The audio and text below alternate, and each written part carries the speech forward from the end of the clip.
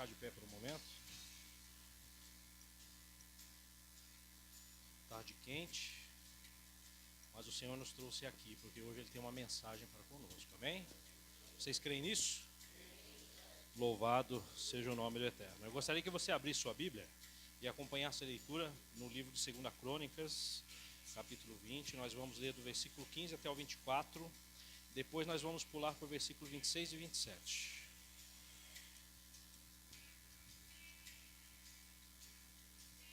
Segunda Crônicas, capítulo 20, versículo 15 até o versículo de número 24. Depois o versículo 26 e 27. Amém, igreja? Louvado seja o Eterno. A palavra do Eterno diz assim: E disse: Dai ouvidos a todo Judá e vós, moradores de Jerusalém, e tu, ó rei Josafá, ao que vos diz o Senhor: Não temais, nem vos assusteis por coisa alguma desta grande multidão, pois a peleja não é vossa, mas de Deus. Amanhã descereis contra ele, eis que sobem pela ladeira de Ziz, encontrá-los-ei no fim do vale, de fronte ao deserto de Jeruel. Neste encontro não tereis de pelejar. Tomai a posição, ficai parados e vede o salvamento que o Senhor vos dará, ó Judá e Jerusalém. Não temais, nem vos assustei. Amanhã saí-lhes ao encontro, porque o Senhor é convosco. Então Josafá se prostrou com o rosto em terra, e todo Judá e os moradores de Jerusalém também se prostraram perante o Senhor e o adoraram. Dispuseram-se os levitas, dos filhos dos coatitas e dos coreitas, para louvarem ao Senhor, Deus de Israel, em voz alta sobremaneira. Pela manhã cedo se levantaram e saíram ao deserto de Tecoa. Ao saírem eles, pôs-se Josafá em pé e disse: Ouvi-me, ó Judá, e vós, moradores de Jerusalém, crede no Senhor vosso Deus e estareis seguros. Crede nos seus profetas e prosperarei. Aconselhou-lhe com o povo e ordenou cantores para o Senhor, que, vestidos de ornamentos sagrados e marchando à frente dos exércitos, louvassem dizendo: Rendei graças ao Senhor, porque a sua misericórdia dura para sempre. Tendo eles começado a cantar e dar louvores, pôs o Senhor emboscadas contra os filhos de Amon e de Moabe, e os do monte Seir, que vieram contra Judá, e foram desbaratados, porque os filhos de Amon e de Moabe se levantaram contra os moradores do monte Seir, para os destruir e os exterminar. E tendo eles dado cabo dos moradores de Seir, juntaram-se uns aos outros a destruir-se. Tendo Judá chegado ao alto, que olha para o deserto, procurou ver a multidão, e eis que eram corpos mortos, que jaziam em terra, sem nenhum sobrevivente. Versículo 26, ao quarto dia se ajuntaram no vale da bênção, onde louvaram o Senhor, por isso chamaram aquele lugar de vale da bênção até os dias de hoje. Então voltaram todos os homens de Judá e de Jerusalém, e Josafá à frente deles, e tornaram para Jerusalém com alegria, porque o Senhor os alegra com a vitória sobre os seus inimigos. Curve as suas frontes e vamos orar. Amantíssimo Deus, eterno Pai, mais uma vez nós lhe entronizamos, ó Jesus, e clamamos a Ti. Senhor, nós temos de Te agradecer pela Sua presença evidente em nosso meio, porque, meu Pai, nós já sentimos a Sua presença, Senhor, quando Te louvamos, quando entoamos louvores a Ti. O Senhor tem falado, Senhor, desde que aqui chegamos. Continua falando, continua nos instruindo e nos mostra hoje, Senhor, a realidade sobre o Senhor, que és um Deus que vence. Nos mostra e nos instrui, Senhor, nos dê ensinamentos e remédios para vencermos as dificuldades em meio a um mundo tão cruel. Esteja conosco, meu Pai, em o nome de Jesus. Amém. Graças a Deus. Podem vos assentar, meu querido. Que história bonita, não é, irmão? Que nós lemos aqui. Que história maravilhosa. Eu achei interessante deste tema, dessa série de lições, né? Até hoje nós estudamos o Deus que cura e o Deus que supre, né? Independente das nossas batalhas aqui na terra, eu acredito que Deus é um Deus que cura, porque Ele curou uma doença mortal, que é o pecado do homem. Eu creio que Ele é um Deus que supre, porque Ele supriu a necessidade de salvação que o ser humano tem e que existia. E Ele é um Deus que vence, porque um dia todo esse pecado e morte será vencido quando Jesus vier buscar a sua igreja.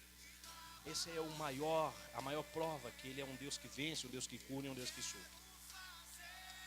Quando nós nos deparamos com esse texto, nós vamos ver uma série de adversidades. Adversidades essas que nós podemos contextualizar com os nossos dias.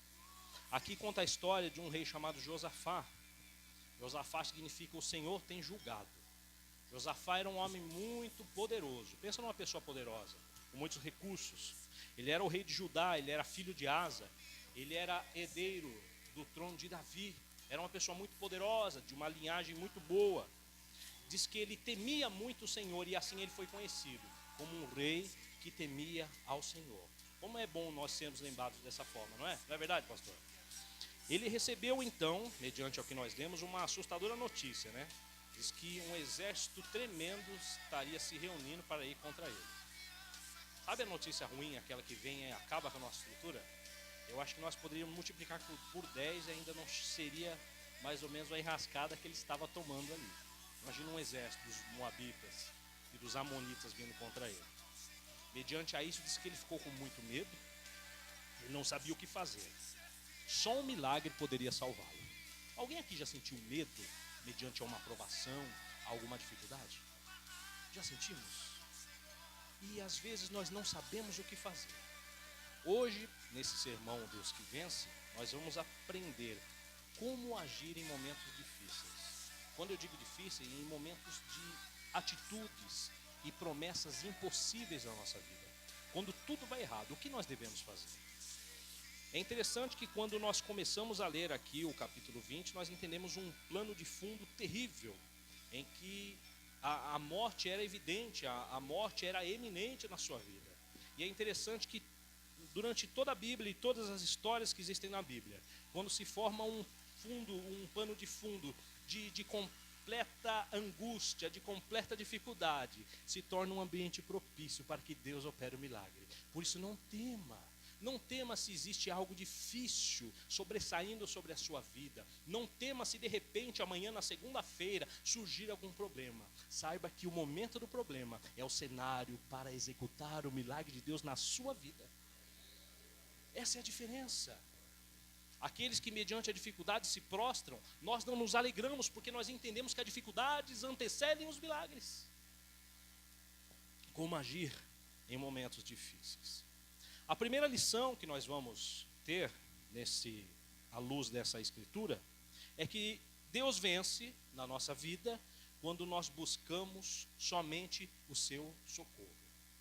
Deus vence na sua vida e na minha vida quando nós entendemos que o nosso socorro vem de Deus e nós o buscamos com interesse de coração.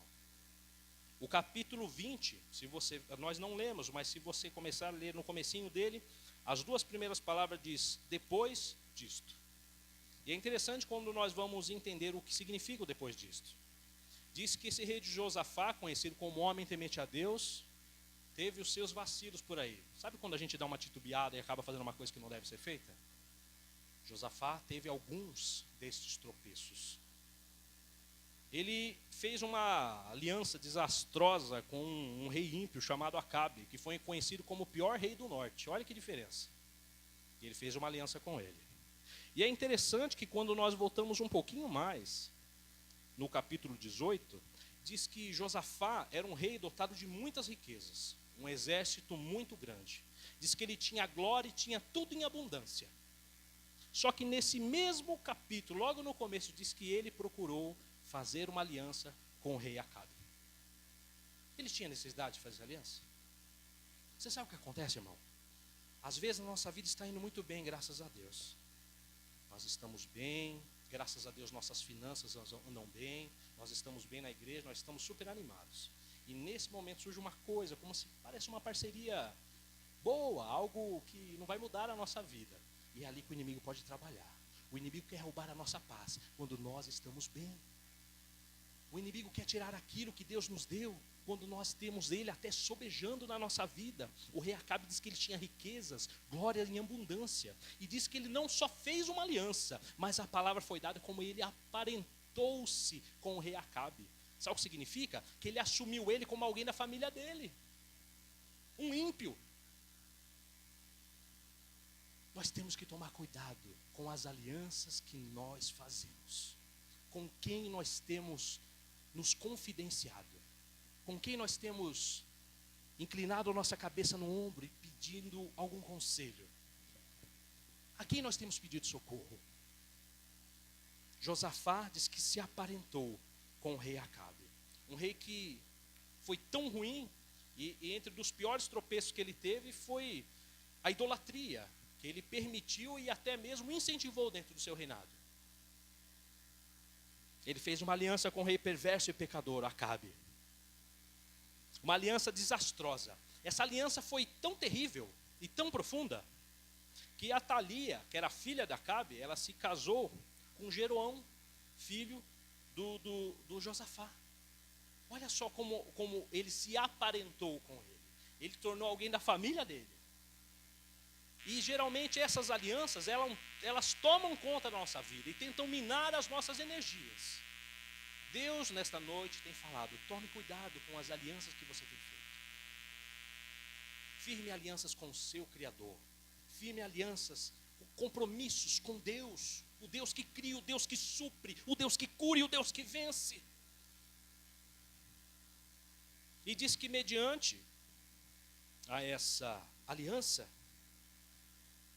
eles foram à guerra juntos. E nesta guerra, o rei Acabe acabou morrendo. Não foi isso que aconteceu na história? Teve vários tropeços nessa história, de que o rei Acabe chamou profetas que eram dele para incentivar essa aliança. Então chamaram um outro profeta, e esse profeta profetizou contra, e ele acabou sendo até esbofeteado. Imagina o jeito que foi a história. Eu não quero entrar ainda nesse contexto. Mas ele acabou indo para a guerra juntos. E Acabe acabou morto. E Deus ainda teve misericórdia de Josafá. Deus ainda tem misericórdia da nossa vida. Diz no versículo 31 do capítulo 18: portanto, a eles se dirigiram para atacar Josafá. Os inimigos no meio dessa guerra foram atacar Josafá. Porém Josafá, mesmo tendo pecado, mesmo tendo feito essa aliança pecaminosa com o rei ímpio Acabe, diz que ele gritou, e o Senhor o socorreu. Ele gritou ao seu Senhor. Já reparou que às vezes quando nós vemos até o ímpio lá fora, mediante uma situação difícil, o que eles falam? Oh meu Deus, me socorre, não é isso que acontece? A última instância é Deus. O rei Josafá lembrou disso e clamou ao Senhor no meio daquela guerra, e sua vida foi poupada. Mesmo nós estamos errados, o Senhor nos socorre pela sua misericórdia. Um princípio de Deus é a misericórdia e a justiça. Josafá aprendeu a lição, porque Deus sempre está disposto a perdoar as nossas alianças erradas. Deus sempre está disposto a perdoar os nossos pecados. Sabe por quê? Porque o amor de Deus é muito maior do que qualquer tropeço que nós podemos fazer. Esse é o Deus que perdoa os nossos pecados. 2 Crônicas, capítulo 19, no verso 2 e 3, diz que a ira de Deus, ela caiu sobre o rei Josafá, justamente por conta dessa aliança. Contudo, diz que ele dispôs o seu coração para buscar a Deus. Olha só o que ele fez. Ele entendeu o problema e o pecado dele, ele se dispôs a buscar a Deus. Isso nos mostra que mediante alianças erradas e atitudes erradas, o que nós devemos fazer? Buscar a Deus. E Deus teve misericórdia, ele aprendeu a lição. Ele não teve um remorso apenas, mas ele teve uma transformação no seu coração. Tanto que ele aprendeu que no capítulo 19, no verso 7, no verso 9, até o verso 9, diz que ele dizia assim: não há Deus, não há no Senhor, nosso Deus, injustiça, nem parcialidade, nem corrupção. Deus lhe deu ordem dizendo: assim andai no temor do Senhor, com fidelidade e inteireza de coração. O que eu quero dizer com tudo isso? Que os nossos tropeços, as nossas alianças erradas, os nossos pecados, toda vez que nós caímos numa vala, num buraco, isso deve nos fazer aprender alguma coisa. devemos aprender com os nossos fracassos.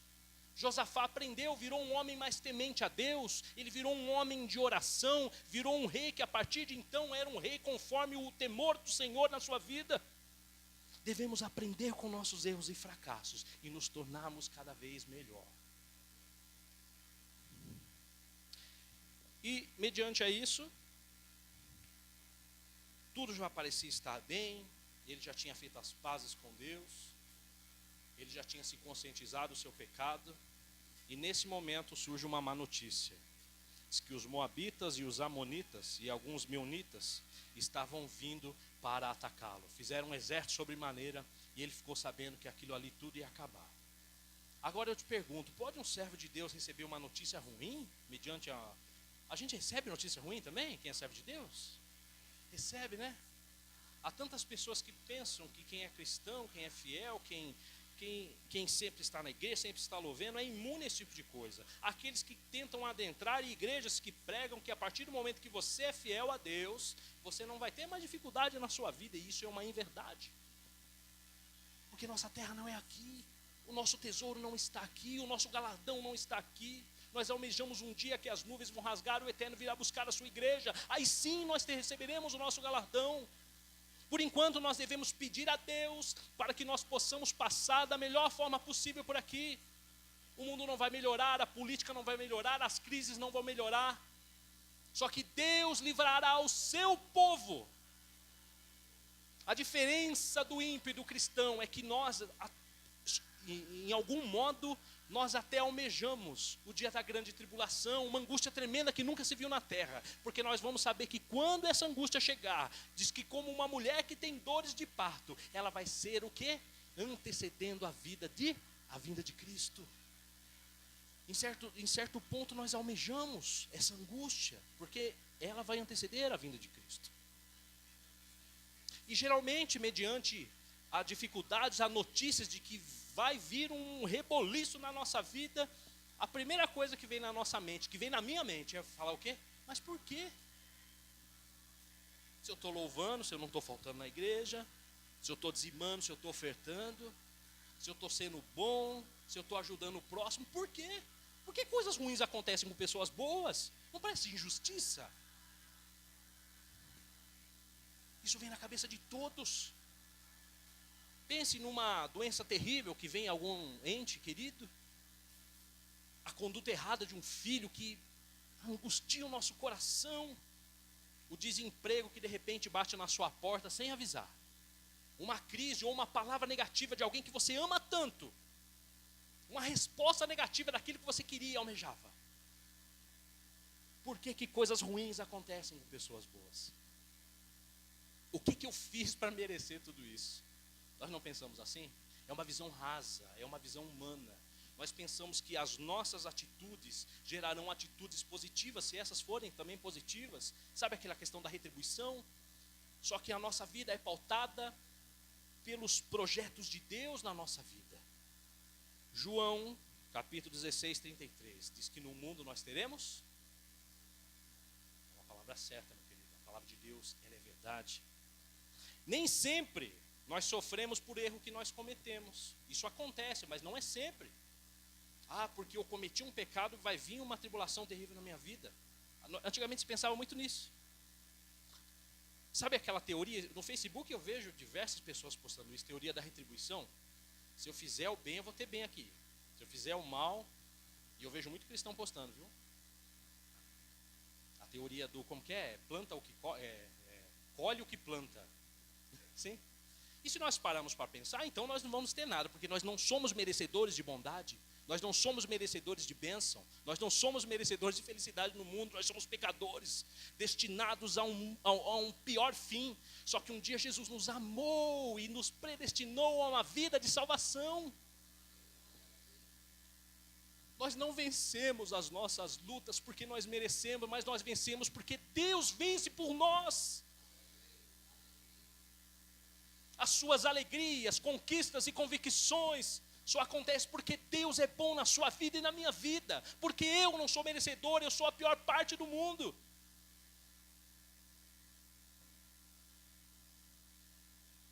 Isso faz parte. Eu gosto do pastor Tiago, que ele diz quando acontecia algum problema na minha vida ou na vida dele, ele falava: meu querido, faz parte do pacote da vida. E é assim, né? Faz parte do pacote da vida. Uma manhã clara, brilhante, de repente se torna um meio-dia sombrio, com uma severa tempestade se levanta. Não é assim que acontece? De repente está aquele sol bonito, de repente vem aquela tempestade. A nossa vida é dessa forma. O que Deus garante, querido, não é uma isenção de problemas, não é a isenção de angústia. O que Deus garante é paz em meio à guerra. O que Deus garante é que você deve confiar nele e que Deus vai te livrar, mesmo estando no meio da guerra. Você não vai deixar de ir para a guerra, só que Deus vai te livrar do tiro. É mais ou menos assim que vai acontecer. Não deixe com que situações externas minem a sua paz e a sua confiança.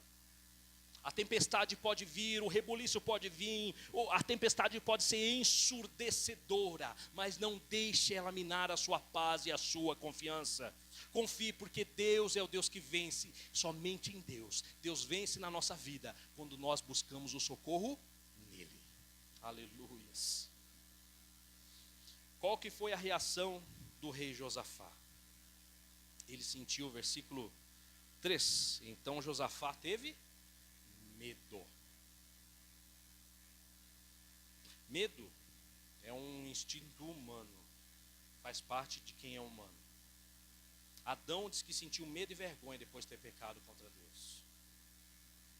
Medo é um sentimento pela consciência, ou seja, eu saber que vai acontecer um perigo iminente na minha vida. E eu tenho esse sentimento de medo. O medo, ele nos limita às nossas atitudes. O medo é como se fosse uma corda que tenta te amarrar. O medo, ele nos diminui. Parece que nós somos menores perto do problema. O medo faz isso, já reparou? O medo, ele faz você se declinar, você se agachar e tentar se proteger com medo de alguma coisa. O medo, ele nos congela. Nós não temos atitudes, nós não avançamos. O medo, ele interrompe as nossas ações, as nossas ideias.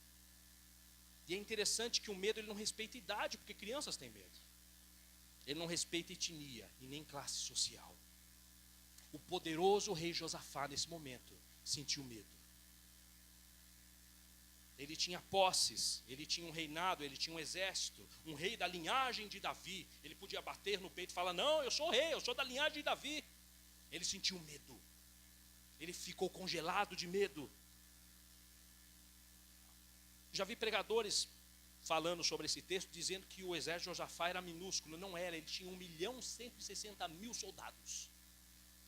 E ele sentiu medo.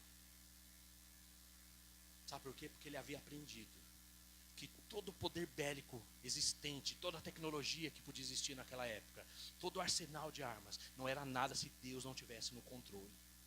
Ele já tinha vivido outras guerras e sabia que por suas próprias mãos ele não poderia vencer. Todo o seu exército não seria o suficiente. Mediante ao medo, meu querido, nós temos duas posições. Ou nós declinamos e aceitamos e profetizamos o medo na nossa vida, ou nós erguemos a cabeça, confiamos em Deus e avançamos.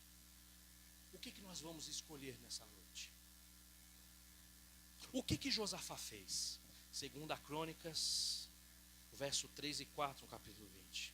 Se pôs a buscar ao Senhor e apregou jejum em todo Judá. Judá se congregou para pedir socorro ao Senhor. Também de todas as cidades de Judá veio para buscar ao Senhor. Aqui nós temos uma lição do que nós devemos fazer quando nós sentimos medo. A primeira lição: busque ao Senhor. E quando nós falamos buscar, essa palavra hebraica no buscar, não é buscar que Ele já nos dê a vitória, mas buscar uma resposta, buscar qual que é a consciência de Deus sobre esse problema.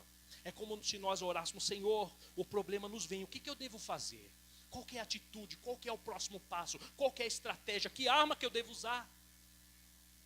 O soldado fraco, ele pede para que a guerra cesse, mas o soldado corajoso, ele fala assim: me dê as estratégias necessárias para vencer o combate.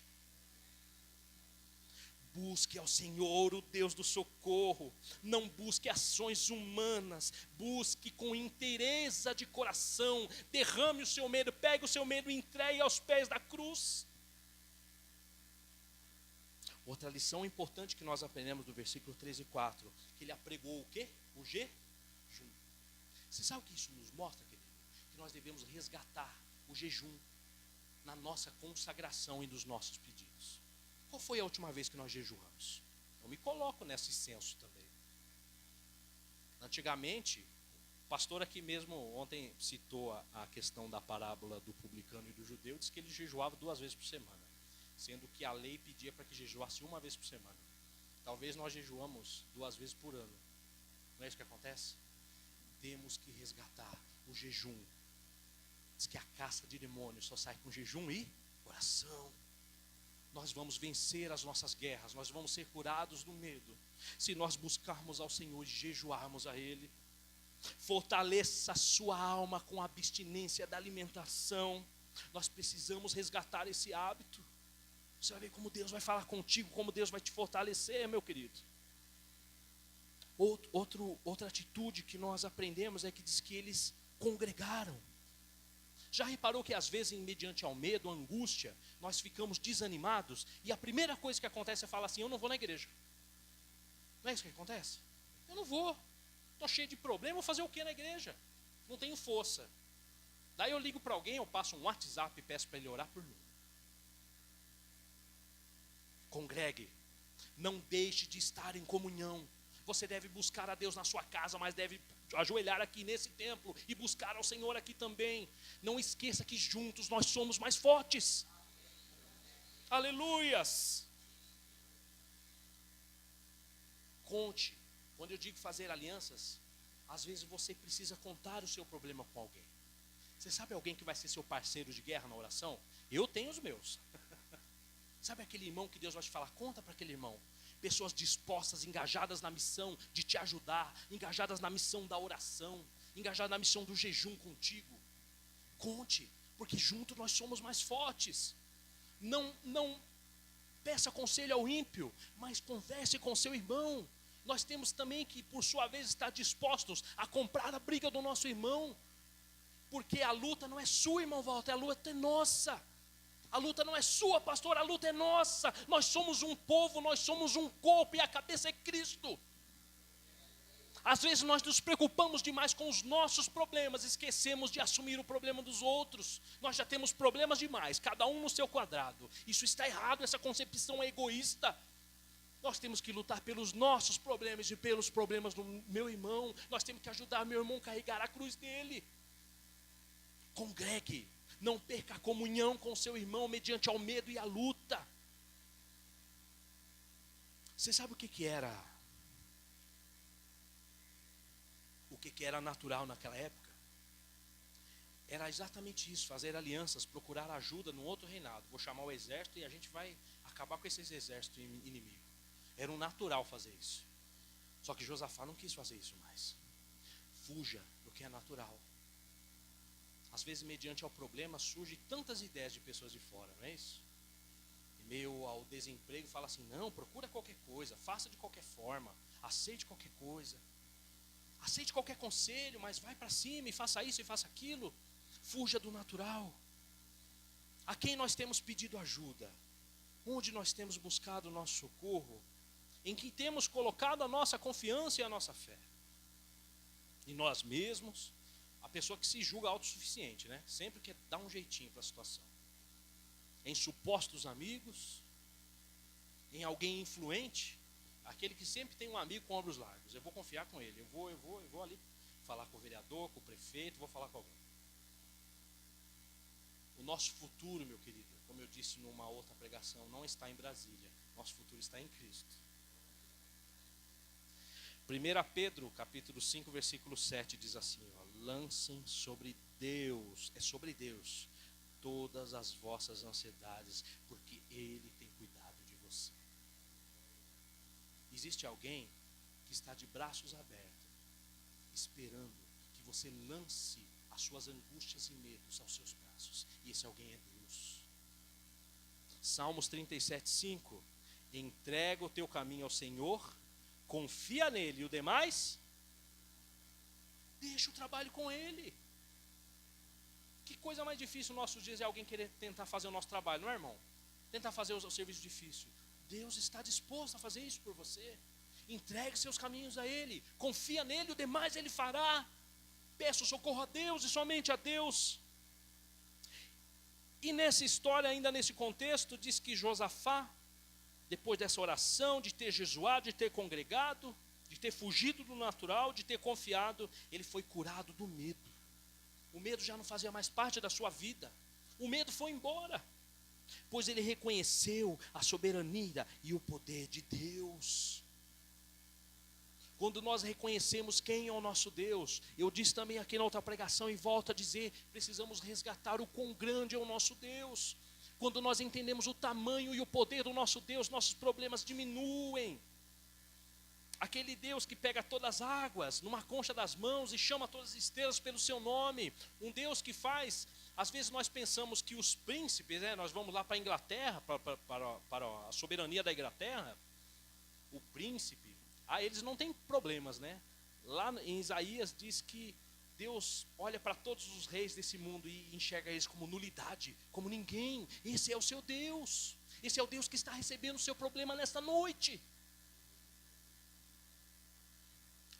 A oração de Josafá e a congregação diz que ele adorou e reconheceu a soberania de Deus. Olha só o que ele disse no versículo 6 do capítulo 20. Na tua mão está a força e o poder, e não há quem possa resistir.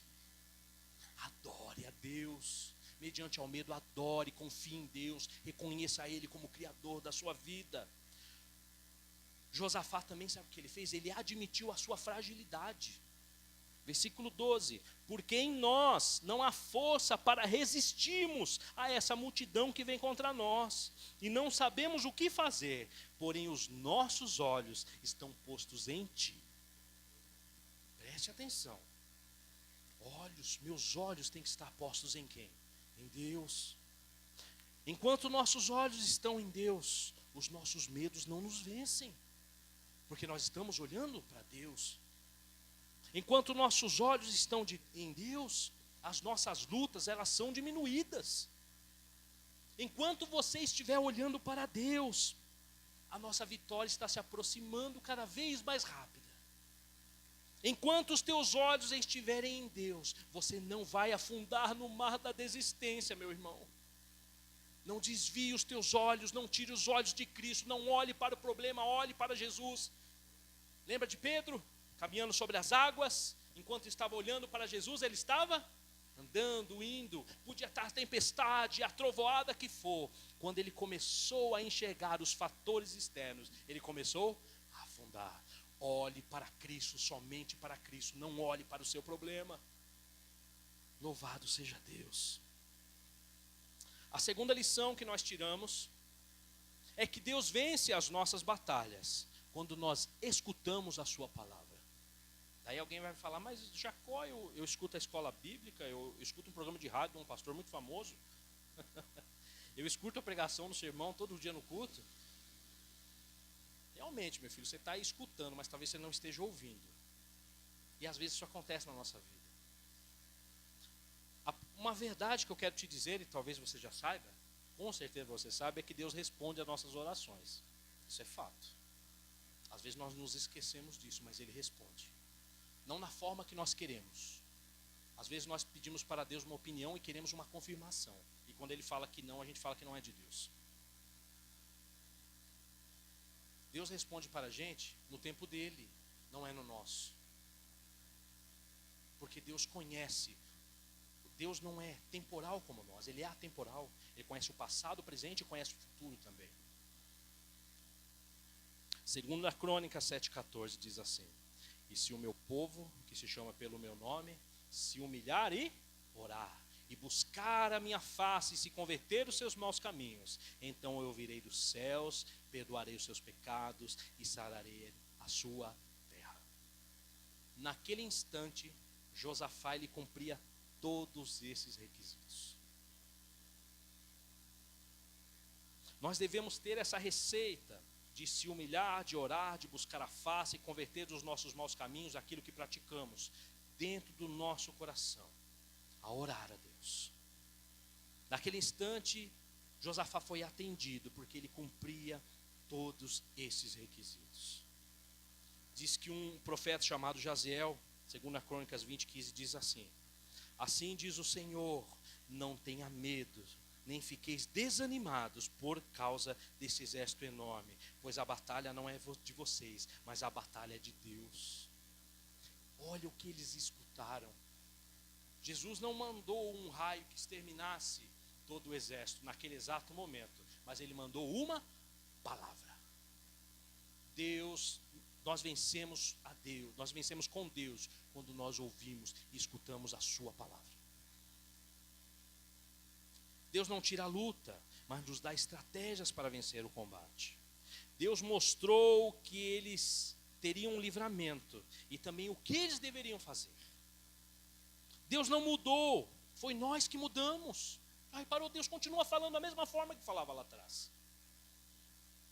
Nós não escutamos a sua voz. O inimigo tem tentado nos ensurdecer. Através dos problemas, já que nós relacionamos o problema com tempestade, como se trovoadas viessem e nós não escutássemos a voz de Deus. Os problemas aí fora, a angústia do mundo, tentam nos sufocar a ponto de nós não escutarmos a voz do nosso Criador. Parece que, mediante a um problema, nós só escutamos os passos dos inimigos fortes, grandes e numerosos, mas nós não escutamos a voz de Deus dizendo: ei, eu estou contigo. Escute a voz de Deus. Deus tem falado com você, Deus tem falado comigo. Não desviemos nossos ouvidos, vamos buscar de Deus a sensibilidade de ouvir a sua voz. A vitória será sua, eu estou contigo. Deus fala isso e muitas vezes nós não escutamos. Existe uma música que o Pedro escuta que fala que nós escutamos a voz de Deus a partir do momento que nós nos calamos. Às vezes, mediante a guerra, nós ficamos com muitos porquês. Mas por que isso, por que aquilo outro? E nós não nos calamos para escutar a voz de Deus. E Deus sempre está lutando conosco. Deus sempre está lutando junto conosco. Deus sempre está lutando as nossas lutas. Deus fala conosco através das mensagens no púlpito.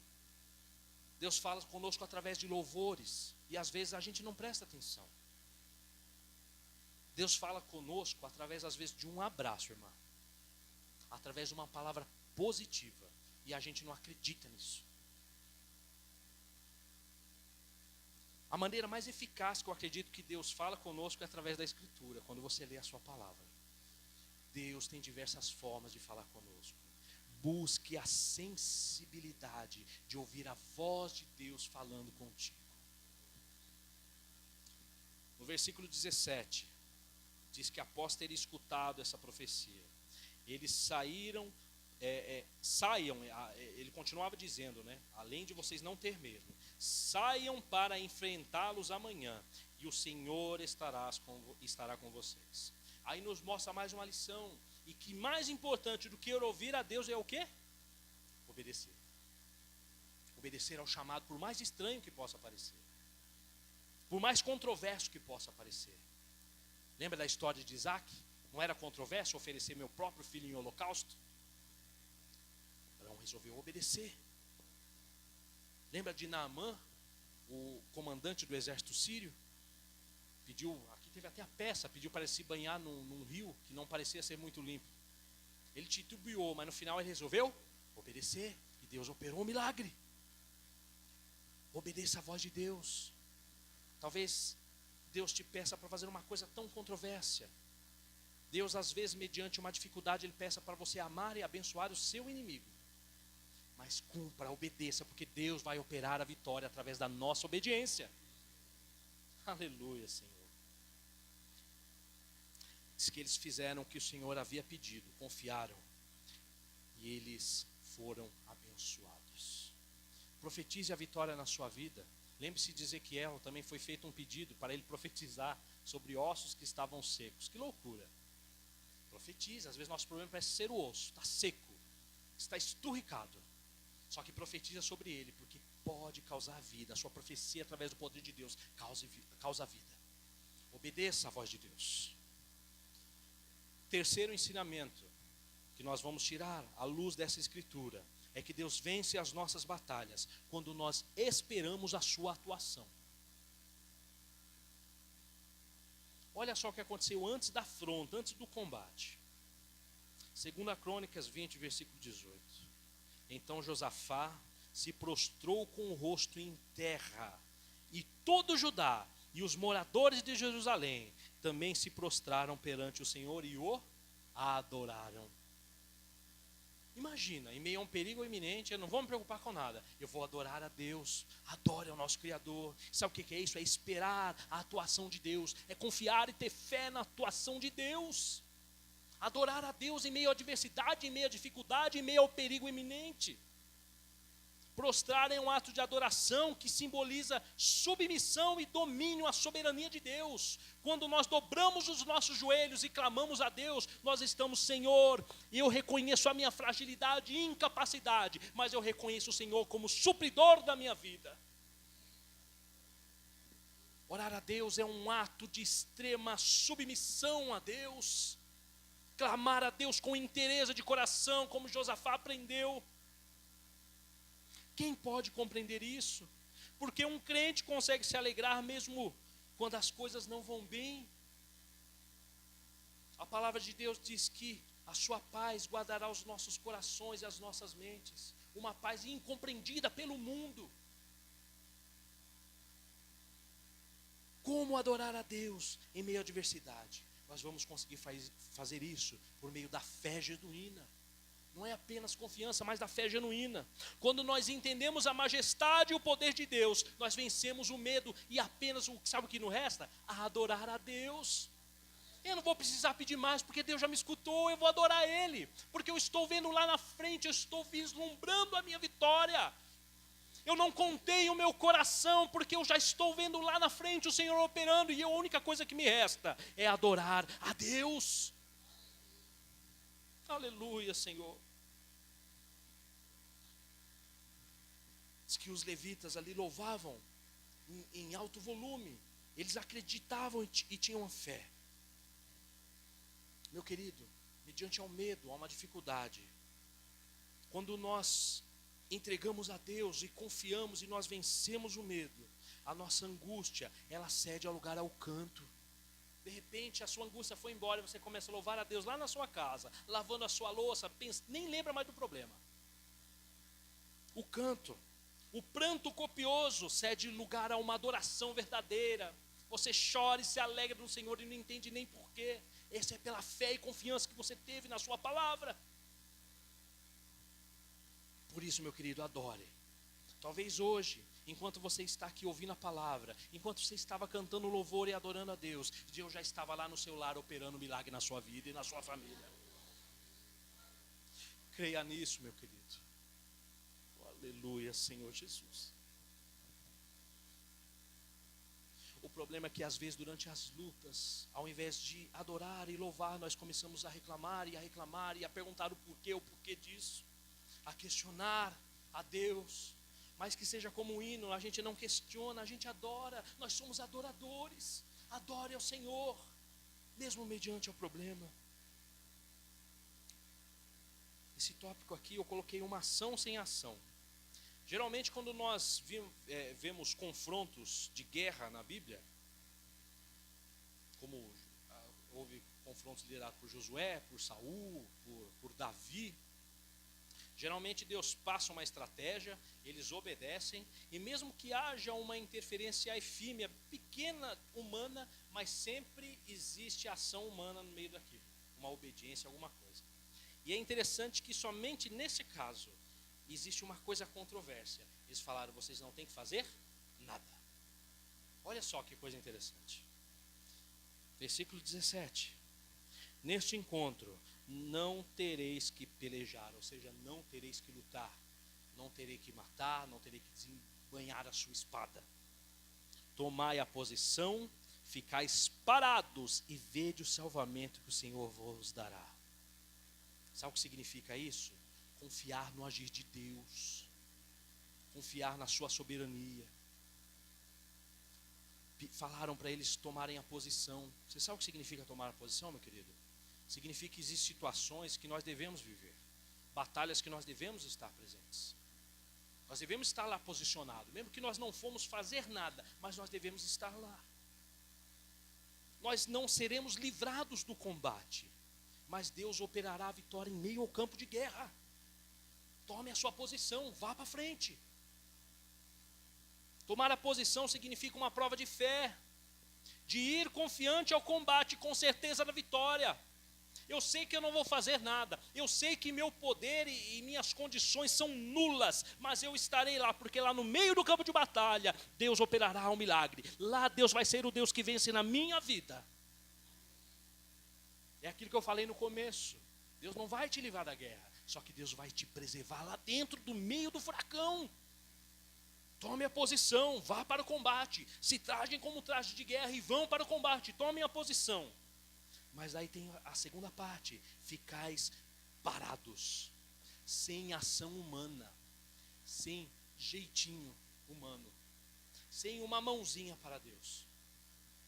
Eu sei que Deus vai fazer, mas eu já posso ir tomando esse caminho para tentar ajudar.